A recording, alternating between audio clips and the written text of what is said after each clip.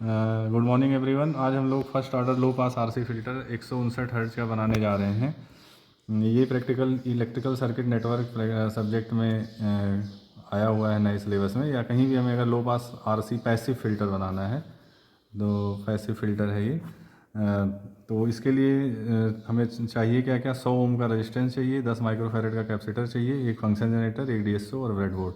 तो ये सारी चीज़ें देखिए हमारे लैब में 10 किलो सॉरी 100 ओम का रेजिस्टेंस, एक 10 माइक्रोफैरड का कैपेसिटर और फंक्शन जनरेटर जिससे हम इनपुट दे रहे हैं अलग अलग फ्रीक्वेंसी का, क्योंकि फ़िल्टर का है हाई लो पास फ़िल्टर है तो हमें फ्रीक्वेंसी को बढ़ा के दिखाना है।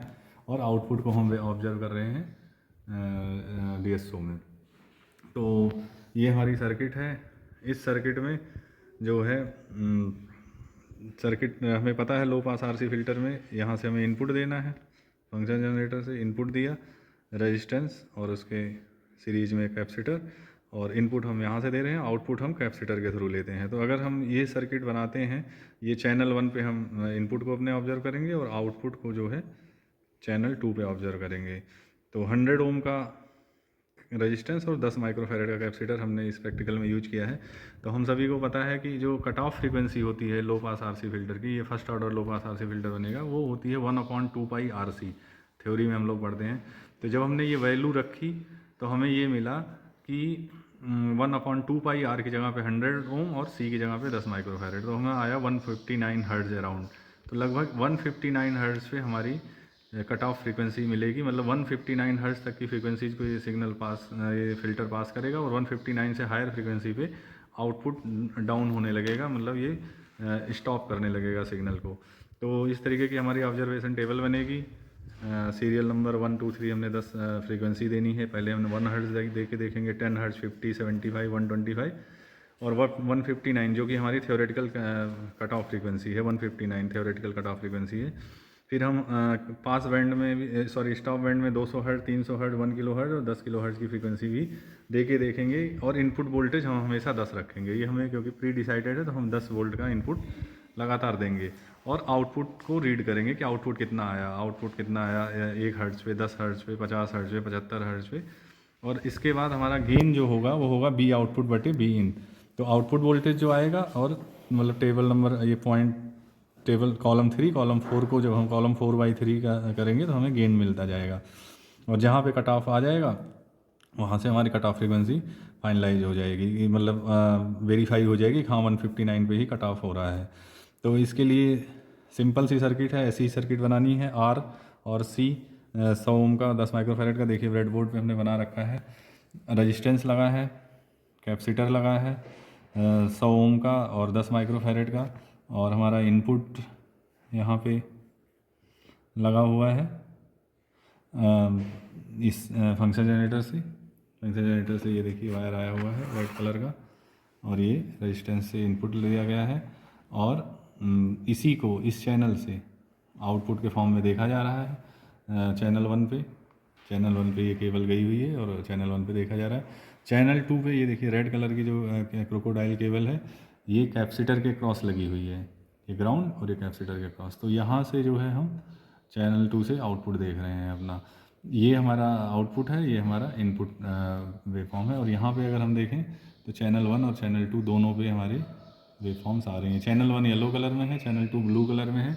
अभी देखिए क्योंकि हमने फ्रीक्वेंसी 1 हर्ट्ज दी है, देखिए 1.16 हर्ट्ज आ रहा है, तो हमारा जो चैनल 1 पे भी पीक टू पीक 10.56 है, चैनल 2 पे भी 10.48 है, मतलब दोनों आउटपुट और इनपुट दोनों बराबर हैं।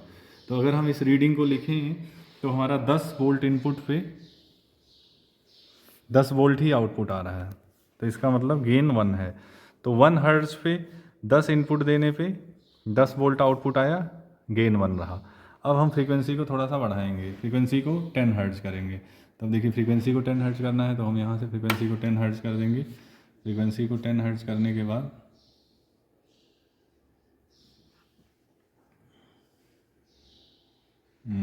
हमारा इनपुट अभी भी 10 वोल्ट ही है।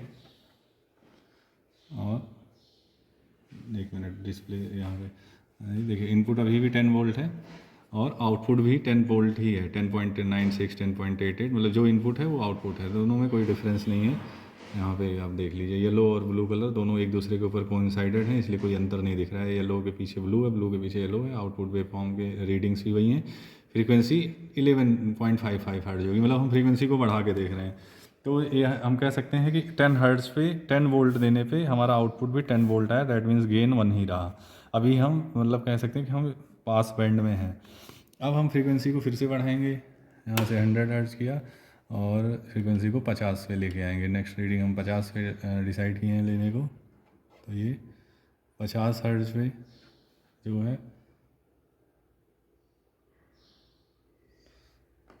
तो ये देखिए यहाँ पे इधर से दिखाइएगा। इनपुट है 10.4 वोल्ट, लेकिन आउटपुट है चैनल 2 पे 9.76 वोल्ट। डेट मीन्स थोड़ा सा वोल्टेज डाउन हुआ है, मतलब 50 हर्ट्ज पे थोड़ा सा चेंजेज आना शुरू हुआ है। हम इस मतलब 3 dB कट ऑफ फ्रीक्वेंसी की तरफ बढ़ रहे हैं।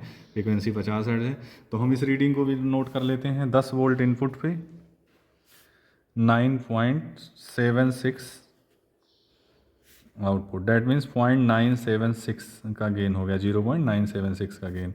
अब इसी तरीके से हम थोड़ा सा और बढ़ते हैं, 75 हर्ट्ज पे जाते हैं। अब ये देखिए हम 75 हर्ट्ज पे गए, 75 हर्ट्ज पे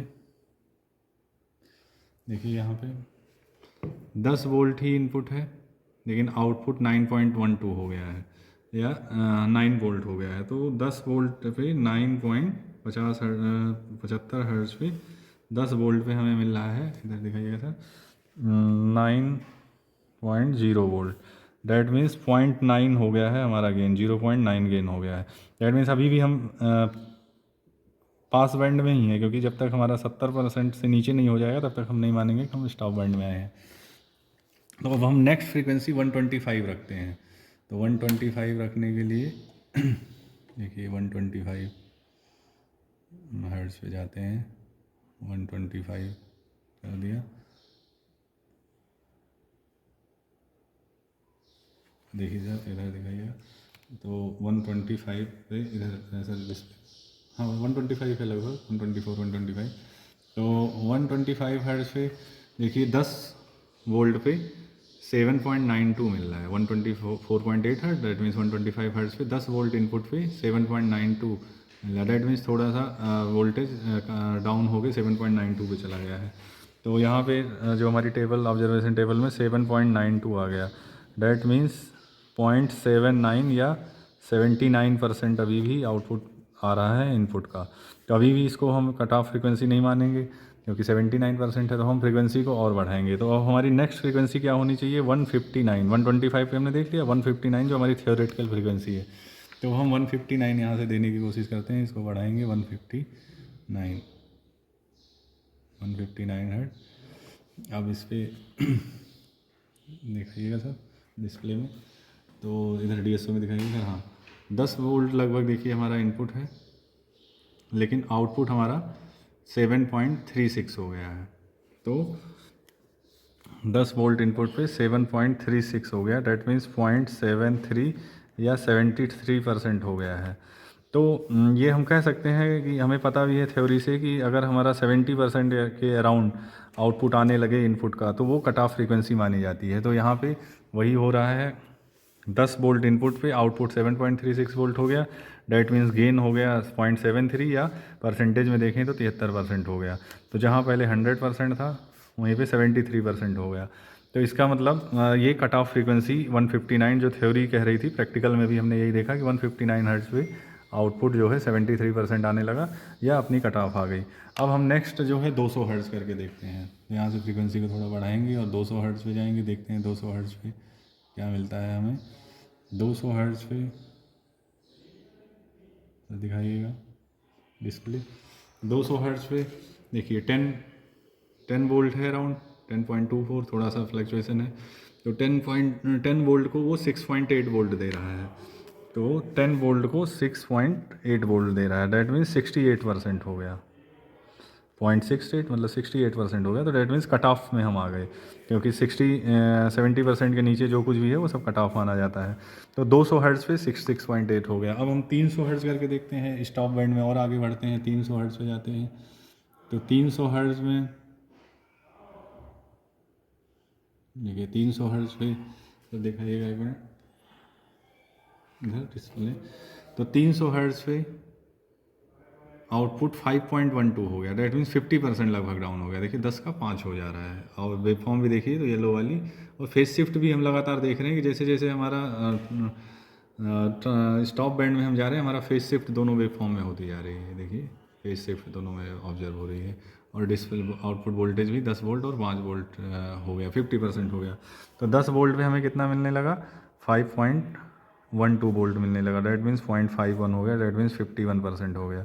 अब इसी 300 हर्ट्ज़ को हम 1 किलो हर्ट्ज़ कर देते हैं। हम थोड़ा सा ज़्यादा तेज़ फ्रीक्वेंसी बढ़ाते हैं क्योंकि हम लगभग स्टॉप बैंड में आ ही गए हैं। तो 1 किलो हर्ट्ज़ फ्रीक्वेंसी कर दिया हमने, और ये देखिए 1 किलो हर्ट्ज़। अब इस पे हम देखेंगे आउटपुट हमारा क्या है। तो सर दिखाइएगा आउटपुट। देखिए 9.10 वोल्ट पे हमारा आउटपुट 2 वोल्ट हो चुका है। देखिए 10 वोल्ट पे आउटपुट हमारा 2 वोल्ट हो चुका है। तो डैट मीन्स 20% ही आउटपुट बचा। 10 वोल्ट पे 2.12 वोल्ट मतलब 0.21 मतलब 20% आ रहा है। ये सब कुछ स्टॉप बैंड है, ये स्टॉप बैंड के अंदर में सब कुछ हो रहा है क्योंकि 20% बचा है। अब हम एक बार और थोड़ी और हाई फ्रीक्वेंसी पे जाते हैं, 10 के कर देते हैं फ्रीक्वेंसी को। देखिए यहाँ से 10 किलो हर्ट्ज़ कर दिया, और इधर दिखाइएगा सर। देखिए 10 किलो हर्ट्ज़ पे हमारा 10 किलो हर्ट्ज़ फ्रीक्वेंसी, चैनल 2 की फ्रीक्वेंसी नहीं आ रही है, अब आएगी। या चैनल 1 की फ्रीक्वेंसी देख लीजिए, चैनल 1 की 10.43 kilo hertz, 10 kilo hertz, 10 volt input पे आउटपुट 360 मिली वोल्ट हो गया है। तो 360 मिली वोल्ट लगभग 0.3 वोल्ट हो गया है, काफ़ी कम हो गया है। तो 10 वोल्ट पे हमें मिल रहा है 0.3 वोल्ट, जो कि ना के बराबर है। हमने इनपुट दिया था 10 वोल्ट और आउटपुट में हमें मिला 0.3 वोल्ट, दैट मीन्स 0.03%, 0.03 या 3% के अराउंड ही आउटपुट में मिल रहा है। तो ये पूरा स्टॉप बैंड में, प्रॉपर स्टॉप बैंड में आ गए हैं। तो ये रहा हमारा सिग्नल। अगर आप देखेंगे तो कैसे स्टॉप बैंड में पूरा आउटपुट ज़ीरो हो गया है। लेकिन वहीं पे अगर हम हाई फ्रीक्वेंसी पे जाते हैं, सॉरी लो फ्रीक्वेंसी में आते हैं, इस पास में आते हैं, तो जो है देखिए दोनों ही इनपुट और आउटपुट एक दूसरे से आइडेंटिकल है। सर इधर दिखाइएगा, ये अगर इनपुट भी 11 वोल्ट है तो आउटपुट भी 11 वोल्ट है, मतलब दोनों बराबर है क्योंकि ये पास बैंड है, लो फ्रीक्वेंसी है। तो यही है लो पास फिल्टर। अगर हम इसका ये ड्रा करते हैं, फ्रीक्वेंसी रिस्पॉन्स ड्रा करते हैं फ्रीक्वेंसी वर्सेज गेन का, तो शुरू में 0 हर्ट्ज़ पे हमें या 1 हर्ट्ज़ पे हमें गेन 1 मिल रहा था। इसके बाद हमने 50 हर्ट्ज़ पे देखा, 25 हर्ट्ज़ पे देखा, वहाँ पे भी गेन 1 मिल रहा था। 50 हर्ट्ज़ पे भी गेन 1 मिला, 100 पे गेन 0.9 मिला, तो थोड़ा सा डाउन हुआ था। फिर हमने 125 पे देखा तो गेन 0.79 मिला था और डाउन हुआ था। लेकिन जब हमने 159 हर्ट्ज़ पे देखा तो हमें गेन लगभग 71-72% मिला। और यही करना 3 dB कट ऑफ फ्रीक्वेंसी कहलाती है, 3 dB कट ऑफ फ्रीक्वेंसी कहलाती है किसी भी लो पास फिल्टर की। तो जो हमारी थ्योरी कह रही थी कि 159 हर्ट्ज़ 1/2 पाई RC, अगर हम R 100 ओम का लेते हैं और 10 माइक्रोफैरड का कैपेसिटर लेते हैं तो कट ऑफ फ्रीक्वेंसी 159 हर्ट्ज़ आनी चाहिए। वही सेम चीज़ हमने इस ऑब्जर्वेशन टेबल को बना के और ग्राफ प्लॉट करके भी देखा, तो हमें यही मिला कि 159 हर्ट्ज़ पे ही कट ऑफ फ्रीक्वेंसी मिल रही है हमें, और हमारा 3 dB कट ऑफ फ्रीक्वेंसी या 70% आउटपुट जो है 159 के आसपास ही आ रहा है। तो इस तरीके से हमने आज जो है ये लो पास RC फ़िल्टर का प्रैक्टिकल किया। इसी तरीके से हम इसी में हाई पास RC फ़िल्टर कर सकते हैं। अगर हम कैपेसिटर को यहाँ पे कर दें, रेजिस्टेंस को यहाँ पे कर दें, तो सेम कट ऑफ फ्रीक्वेंसी पे 159 हर्ट्ज़ पे ही का ही एक हाई पास फिल्टर बन जाएगा। डैट मीन्स ये लो फ्रीक्वेंसीज को नहीं जाने देगा और हाई फ्रीक्वेंसी को जाने देगा अगर हम हाई पास फिल्टर बनाते हैं। तो इस तरीके से ब्रेडबोर्ड के साथ हम रजिस्टर और कैपेसिटर को यूज करके या इंडक्टर कैपेसिटर के थ्रू भी हमने RL लो पास फिल्टर बनाया है। इसी चैनल पे वीडियो पड़ी हुई है, तो हम उसको भी आप लोग देख सकते हैं कि कैसे हम रेजिस्टेंस और इंडक्टर के थ्रू लो पास फिल्टर बना सकते हैं। यहाँ पे हमने रजिस्टर और कैपेसिटर के थ्रू लो पास फिल्टर बनाया है। इसी में अगर हम पोजीशन बदल लेते हैं कंपोनेंट्स की, तो जो है ये हाई पास फिल्टर बन जाएगा। और अगर हमें कट ऑफ फ्रीक्वेंसी को ट्यून करना है, जैसे अभी हमें 159 हर्ट्ज़ बनाया, अगर हमें इसे 2 किलोहर्ट्ज़, 4 किलोहर्ट्ज़, 6 किलोहर्ट्ज़ का बनाना है कट ऑफ फ्रीक्वेंसी को, तो हमें आर और सी को अप्रोप्रिएटली चूज करना पड़ेगा इस फार्मूले में रख के। कट ऑफ फ्रीक्वेंसी यहाँ पे रख देंगे, आर को फिक्स कर देंगे, सी को फाइंड करके उस बना सकते हैं, या सी को फिक्स करके आर को निकाल, आर की वैल्यू फाइंड करके, और हम उससे अपने मन की कोई भी कट ऑफ फ्रीक्वेंसी का लो पास फिल्टर बना सकते हैं। तो ये हमने आज पूरा प्रैक्टिकल करके देखा। Thank you.